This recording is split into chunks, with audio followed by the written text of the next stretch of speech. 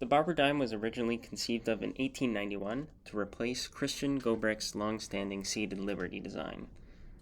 The seated Liberty design was used for over half a century on almost every denomination, and between the public, numismatists, and mint officials, it was generally viewed as boring and extremely outdated, especially compared to French and other European designs of the time. So, the mint director even said, the seated Liberty was in the inferiority of our coinage. So, in 1887, he tasked Charles Barber, the sixth chief engraver of the mint at the time, to design some patterns, which were dated 1891. Judd 1760 is the Barber Dime one, and it was modeled after, the French coins. This is an 1849 5 franc. You can see the similarity between that and the Barber head design. Only two major obverse varieties exist for the dime. Obverse 1 on the left was used from 1892 to 1900. In this period, Liberty's wreath has rounded leaves, and the leaf just below the last S in States is far away. And in obverse 2, you can see the leaves are much more pointed. They're quite sharp, and that leaf is much closer. You can see the difference between the rounded leaves and the pointed leaves here. And the second reverse, or obverse rather, was used, it is quite similar to the pattern. There were three reverse types. Type 1, used from 1892 to 1899, a transition variety in between, and Type 2 from 1901 to 1916. You can also declare the transition variety Type 3 that was identified in 2019, and all three overlap in between 1899 and 1901. So you can find a lot of, transition varieties that do have, an 1899 with the transition variety, or the transition variety on a 1901, or a Type 2 in an 1900, those types of stuff. And you can really cherry pick those, although they don't have any added value at the moment. You can see on Type 1, the right ribbon has no extra fold, and in between the bow and the wreath, there's an extended area. So you can see right here, this area right here is what I'm talking about. This is quite thick. On the transition variety, there still is not an extra fold in the ribbon. However, in between the bow and the wreath, this area is cut down significantly. You can see the difference. And Type 2 is the easiest to identify because of the large extra fold underneath the ribbon, and the area is not extended as well. So you can see the transition variety really combines the two and is, one of the few transitions in numismatics where you can actually tell what was added at what time. And overall, both Type 2 obverses and reverses are much like the pattern. Sorry for the quality of the image. There's not very many photos that were taken recently of the Judd 1760, as I believe this one is in the Smithsonian. So you can see on the pattern dated 1891, we have the very sharp leaves here, very sharp leaves here, and the extra fold, and the extra fold. So there's no specific consensus on why the design changes were implemented. However, there are several theories.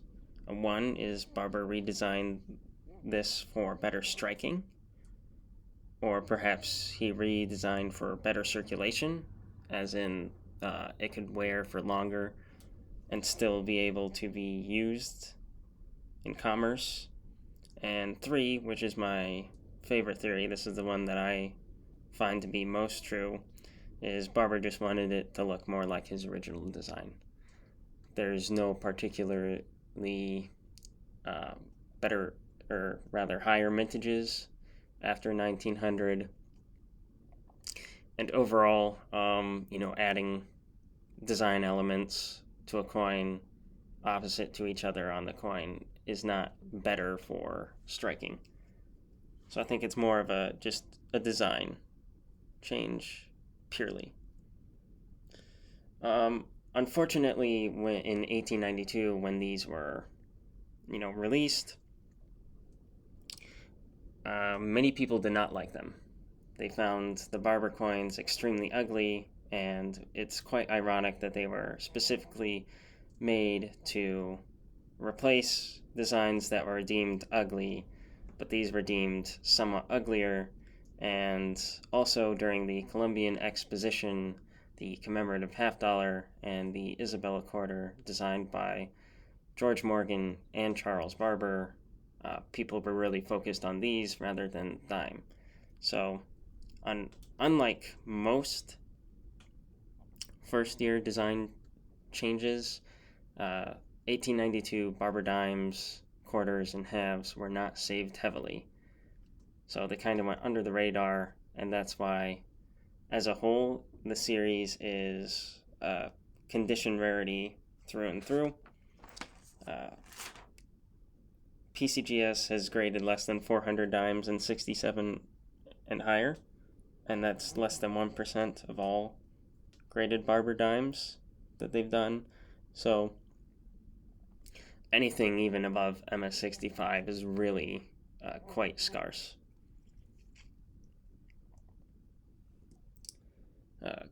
Completing a date mint mark set of Barber Dimes requires a ton of patience. Not only are there probably about a dozen coins that have a mintage of less than 1 million, but also, since they weren't saved heavily, many were destroyed or worn to complete discs and remelted. And so you may be able to afford a certain coin, but finding it is a whole nother beast. Many times you can afford it, but you have to search. So this is one of the series that you can't just go to the supermarket and pick one off the shelf. So among the hardest to find, number 1 is the 1895 O. Now this is in New Orleans, mint mark, and only 440,000 were minted.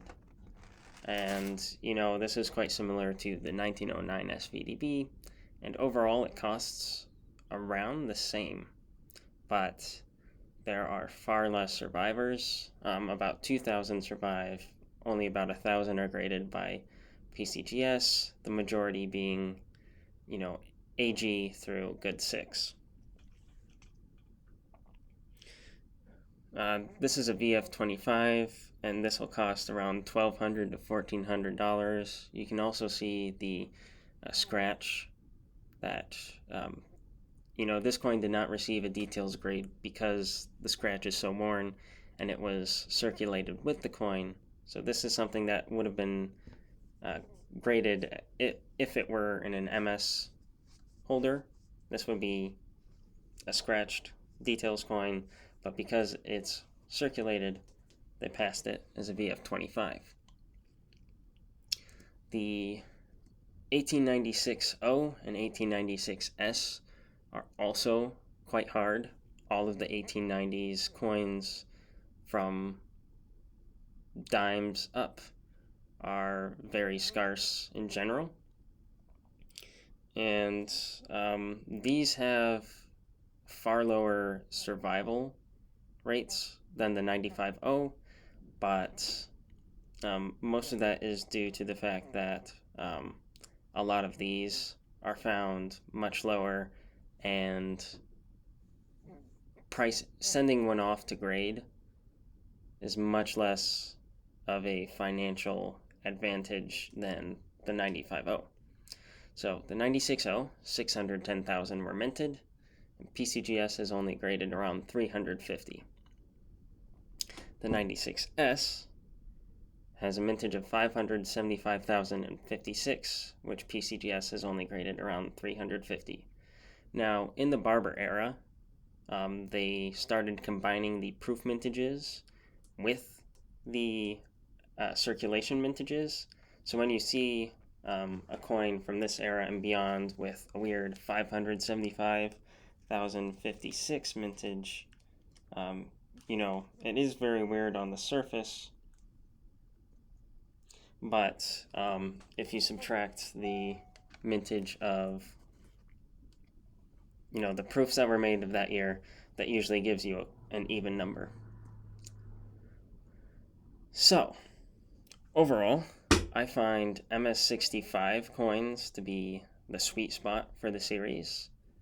You can find a lot of really nice MS65s for in between $600, just around $600. So it's still a decent price mark for most people to complete an entire set. But just a few dates, you can easily put this together in an affordable and very nice set. Some of the rarer years, MS64 is really the point that you'll have to pay up for. Anything beyond that, in like Denver and early Denver mint or early New Orleans mint, those are going to be around $1,000 in MS65. So you can see this is a really nice MS65. This is something that most people would be extremely happy unless you are a multi-millionaire. And the reverse spotting is a bit unattractive, but I have a feeling that it doesn't show up nearly as much in person, and overall the coin is very complete.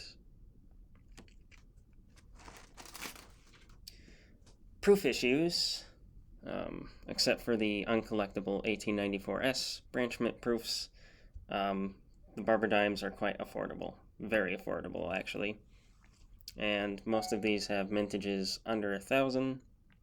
So the highest is 1,245 from 1892, and 1914 they only made 425.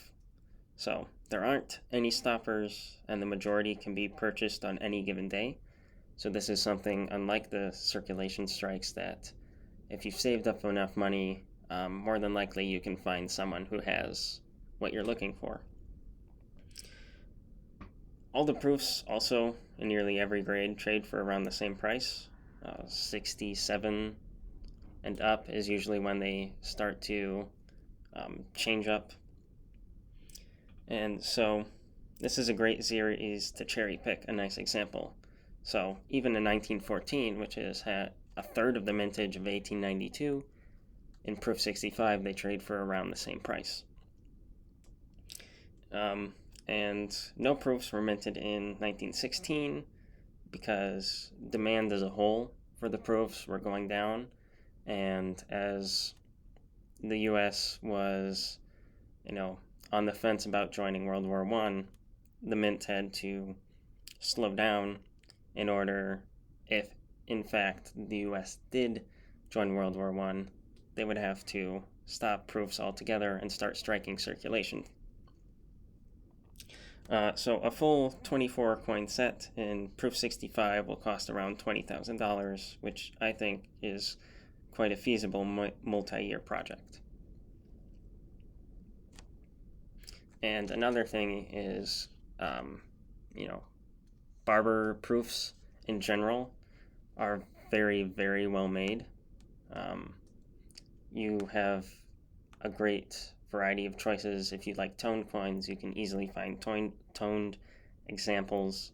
If you like blast white cameo coins, you can find blast white cameo coins. So something for everyone. Here's a nice proof. You can see, there's a bit spottiness, but just a general nice tone. And one thing you need to watch out if you're buying just purely based on true views is how to convert the image to what it will look like in hand. Many of the toned proofs are quite dark in hand, so the brighter the photos are, the better. And another thing to watch out is the spots. You can see the big spot here.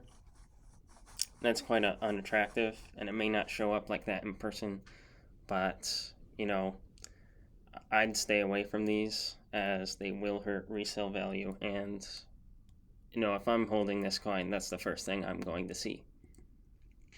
So grading.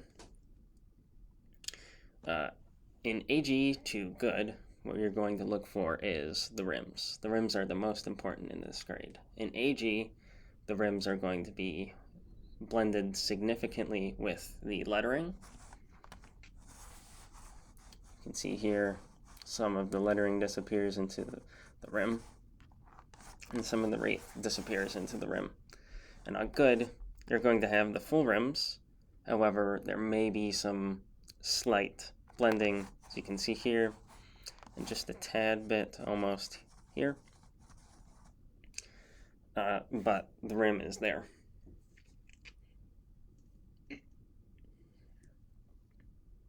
So this is a decent VG coin. You can see the rim is definitely there. There's absolutely no blending. The denticles aren't very much there, just tiny bumps. But you can see some definition in the leaves in the wreath of Liberty's head, and overall it's not worn. Flat. Once you get into the fine, you're going to want to look for some lettering visible and some formation of the eye. So you can see there's a few letters that most half of out are covered up, and the eye you can start to see, the ear you can start to see. So this is a great fine. And on VF, this is a VF20, you're going to want to see a full Liberty. This is different from the Barber halves and Barber quarters, but the lettering wears differently on each denomination. You can also see the denticles are start to be fully formed. And when I'm grading VF coins, I like to start from VF20 as a checkpoint and XF40 as a checkpoint. And I'd like to see, okay, at XF40, every detail is present, it's just slightly worn. At VF20, every detail is starting to become clear, but it's heavily worn. So benchmarking that between, okay, you can see the leaves a bit more clearer in this. You can see the veins of the leaves on the wreath a bit clearer. This is a VF30. So you can see here, this is a VF30. You can see the veins are quite nice on the leaves on the reverse, and Liberty is extremely clear, and almost all the leaves on the wreath of Liberty's head are quite defined. One thing to also point out is just because a coin was cleaned beforehand and then circulated, it usually means it will still grade. Obviously, there are different harshities of how someone cleans a coin and how it develops over time. Same thing with scratches. You see, this is an XF40 coin. You can see there's luster present around the letters, and this is really the last point in which a coin has luster. And you can see every detail is fully formed, just worn. So you can see all the leaves on Barber's head is there. All the letters are very well. You can start to see some hair detail in the front in this area. Denticles are fully formed. The corn is fully formed. Each grain is fully formed. They're just worn. They're just smudging together. So in between XF45 and AU50, really luster is what does it for me.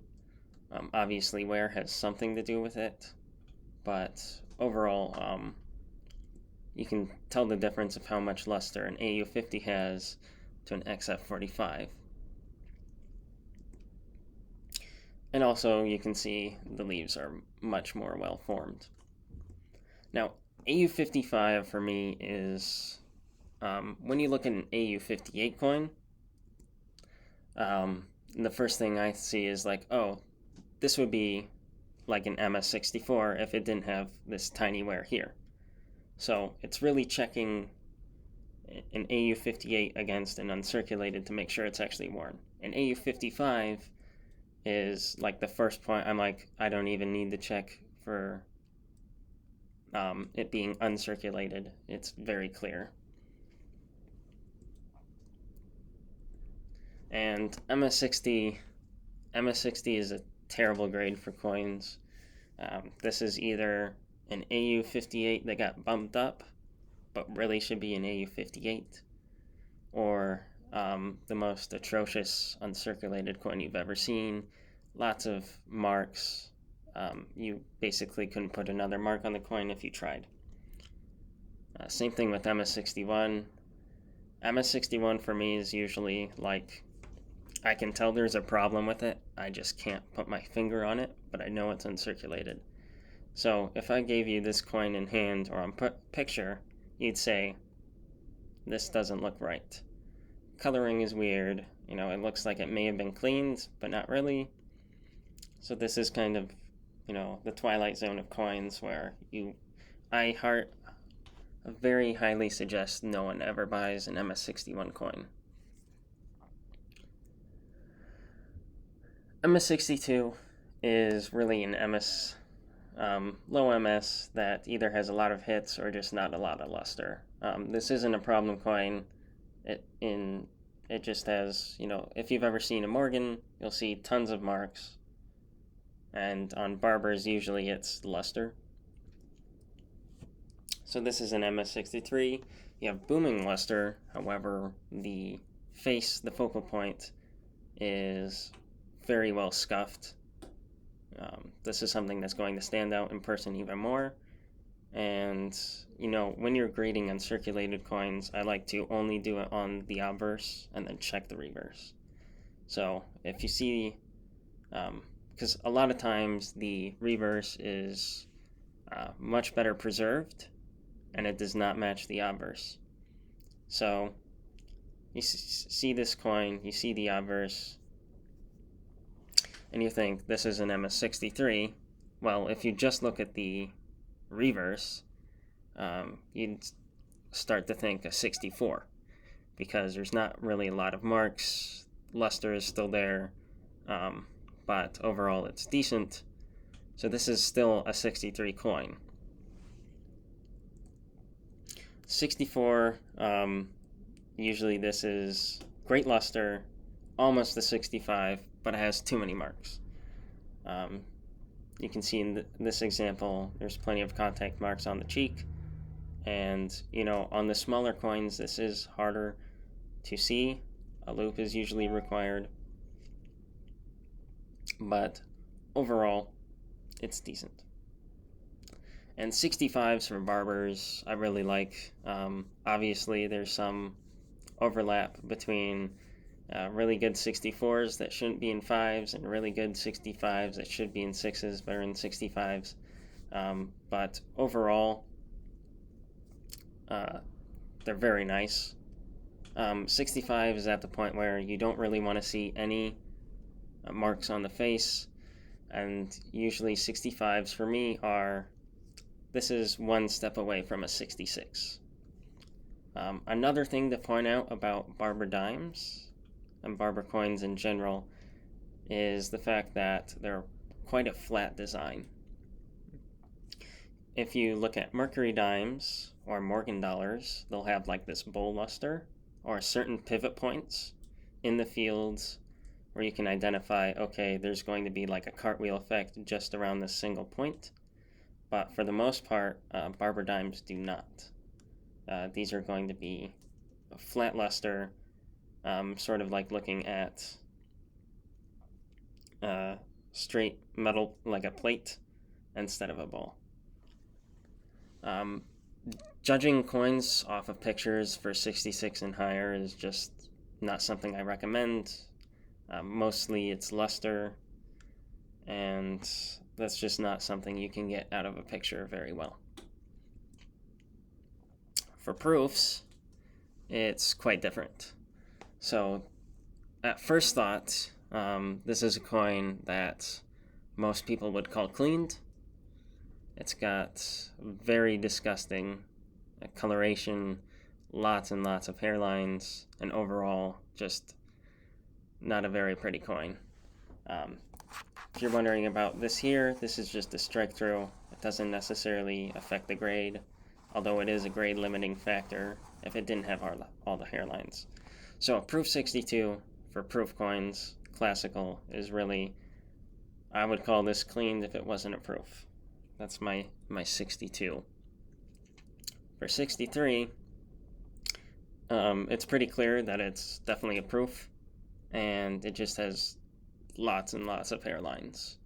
You can see on this example, sometimes they're hidden, but this, all out in the open, the reverse is especially bad with the haziness on top of whatever.